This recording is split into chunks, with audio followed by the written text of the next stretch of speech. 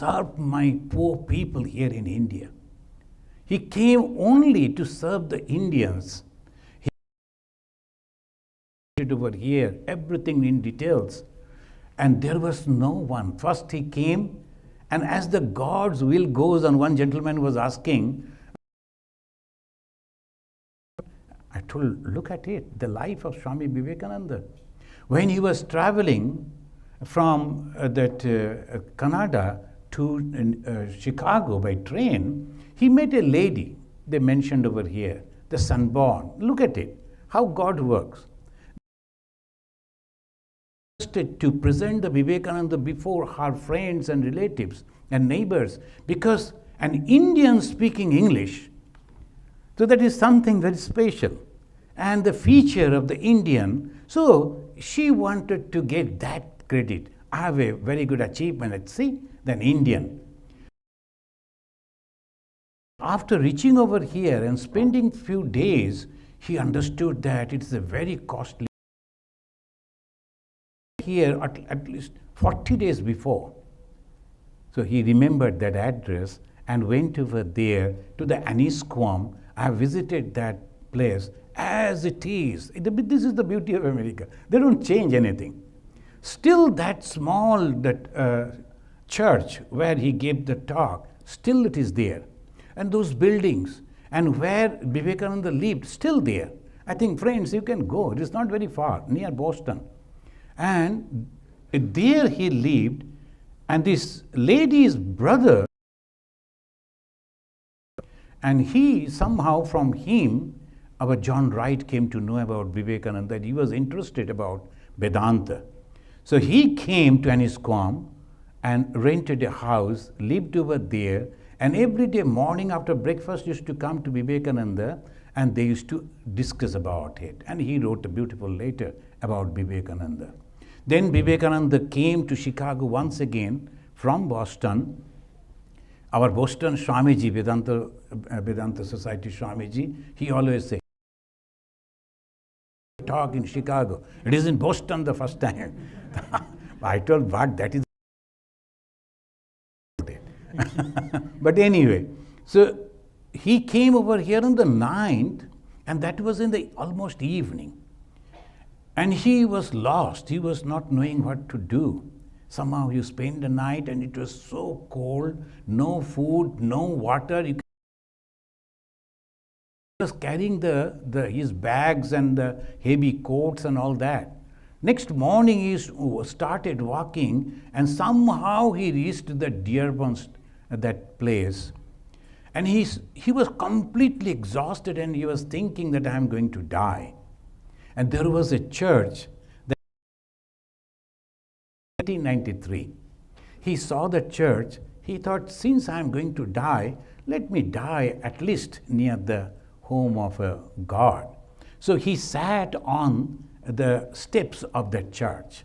Whoever comes, I take them over there and see. Vivekananda, and now, friends, I will take you back to the Arjuna's days in Mahabharata. Arjuna was. Then a time came, he was completely confused. He was thinking what to do. About the Gita, despondency of Arjuna. And that Arjuna, after a lot of argument, then he knelt down before the Lord Krishna and says, Shishyasteham shadimam tam prapannam. I'm your disciple, please help me. Vivekananda was greatly confident and he came here and he was thinking, I am having the letter of Professor John Wright, I am going to do all this thing. Then it happened that God made him to kneel down and ultimately he sat over there ready to die without food and water, and perhaps he was telling, let thy will be done. The moment he thought in that way, the miracle of God started. If you depend on. And the next, just opposite, in America, any different type of person sitting over there, they will call either foolish or they will ask them to go away from there. But the lady, she crossed the road, came near Swami Vivekananda, completely exhausted person, and she, are you a representative of the parliamentary religion? And then he went into their house, took rest, and took shower, and after that fresh. And her husband met him in the library. He was reading a book, and some of the biographies they say on the table. Swamiji started reading that book. Actually, her husband, Mr. W. Hell, he was reading that book.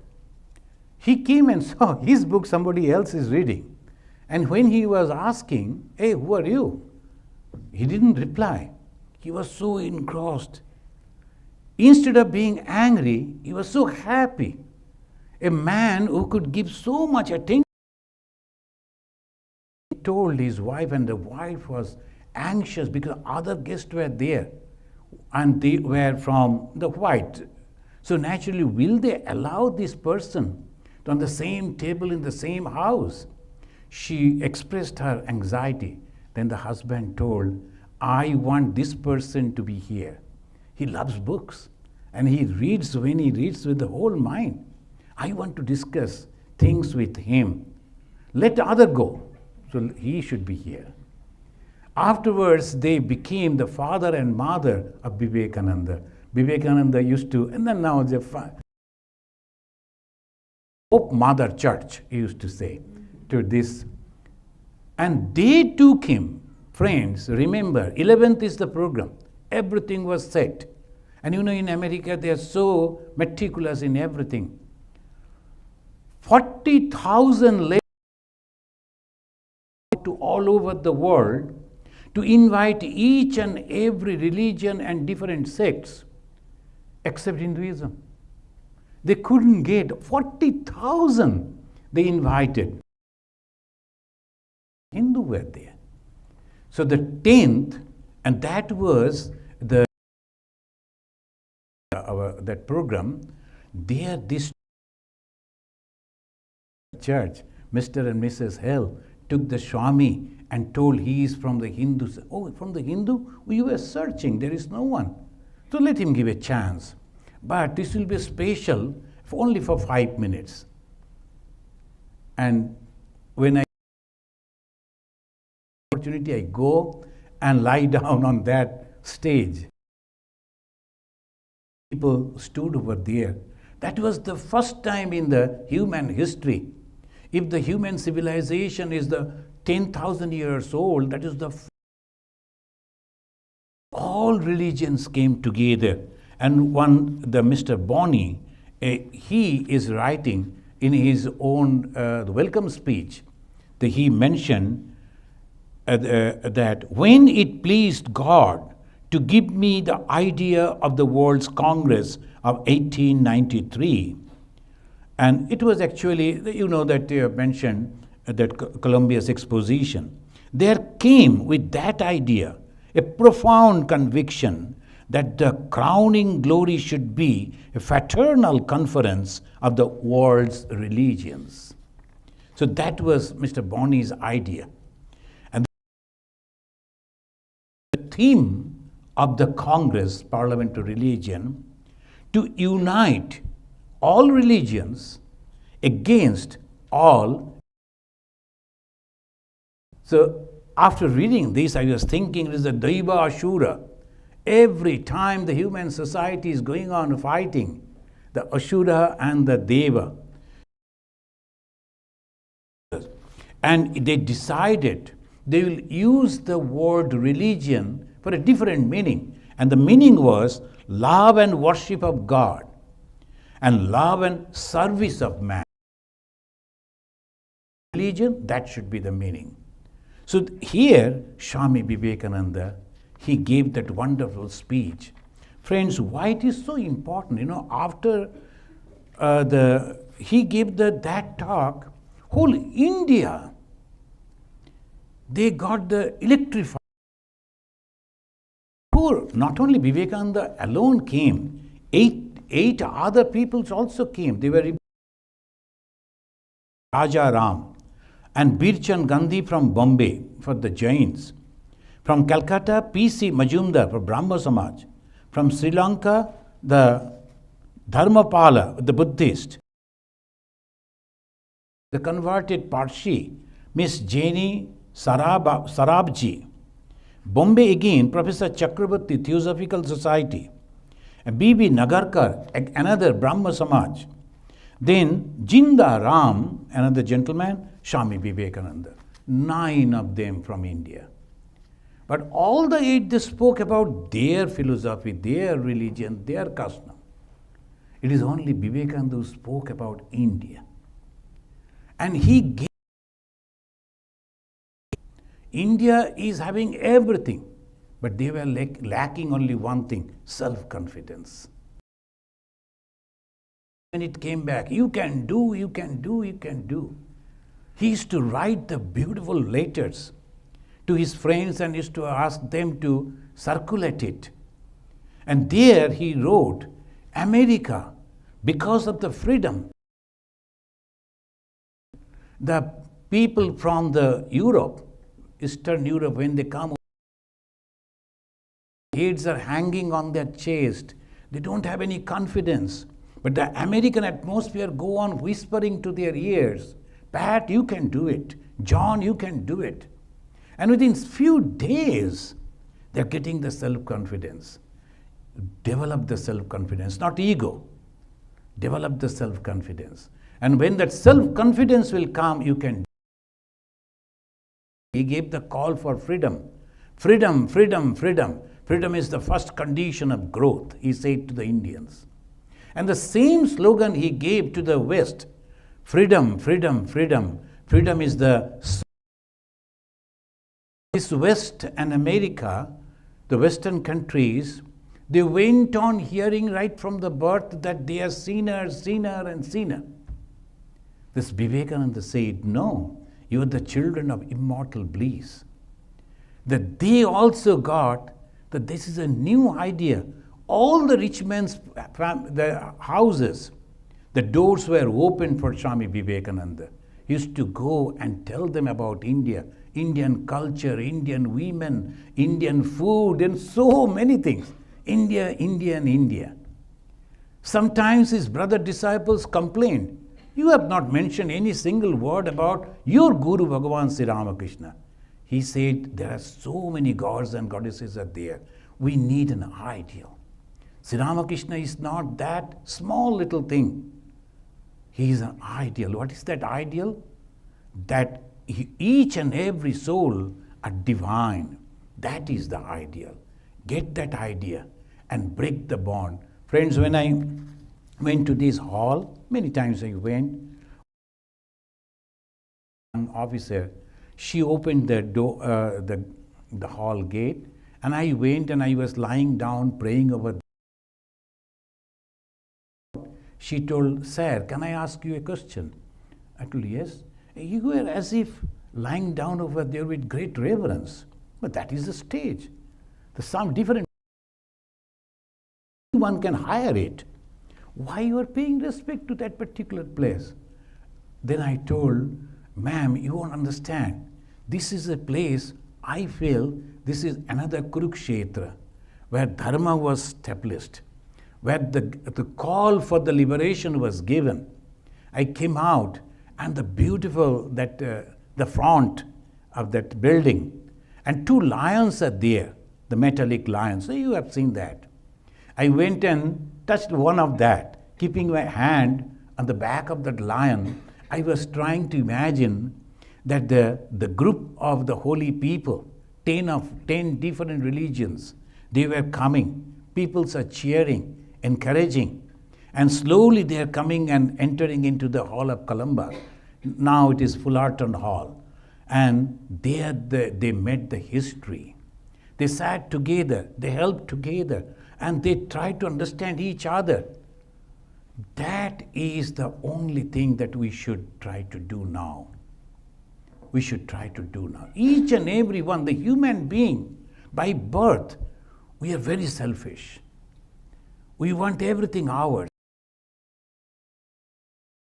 Whatever I have accepted, Whatever I have understood, that is final. They don't like to go beyond that. Now the time has come. The 11th September 1893, all the time we should remember, when we sit together, when we talk to each other, try to understand what happens. Our ego goes away. When the ego goes away, because it is the ego only that is differentiating us from the God and nothing else. We are all divine. Ego. So when we are understanding others, accepting others, and telling that you like, that path, go ahead. But let me follow my path. I am happy in that. So this is the way we should continue. This is not that I have to become a Hindu. Not like that. Swami Vivekananda said. We should follow all our paths, but having the respect with others. That much and nothing else. Here in the Vivekananda Spiritual Center, through the culture, through meditation, through reading, through that only will be encouraged. Particularly, I have noticed the younger generation, they are very intelligent. They can do many things, but they are not having the purpose of living. The purpose is lost. Why I am living? To earn money? This is sufficient for me. So we have to understand the purpose has to be given. You are living because your purpose is to become God. The Swami Vivekananda said, you were all animals. Now you have become men. What is that? Love and unselfishness. God is nothing but love and unselfishness. Friends, in my life, I have felt it. God is nothing but these two qualities. If we can imbibe these two qualities, love and unselfishness, then what will come? The peace, joy, happiness, and progress. Thank you, friends. Thank you. May Swamiji bless you all. Just looking at this, the Nitya and all others, see, Swami Vivekananda said, if you work for me, my power will enter into you. You are working for Swami Vivekananda, Vivekananda's power will enter. I am telling you, I am a very ordinary person, but so many things I have done in my life, so many things. And that is the way I am confident. If you do little Swamiji's work, you are sure that Swamiji's power will. More minute to tell you one incident that happened. When I was in Arunachal Pradesh, I got a phone call from a terrible, the very dreaded the group, the Naga insurgents. They were collecting money. Everyone, even the police officer were also giving the money. So the phone call came to me and they told, we know that you have a lot of money in your school. I was running a school and village development. So we need money. I told, of course I have a lot of money, but I cannot give a farthing from that. I cannot give that money to you. So do you know with whom you are talking? I can go and kill you any moment. No one can save you. I told, that will be so great if you please help me to die. Only thing, I was actually very much afraid.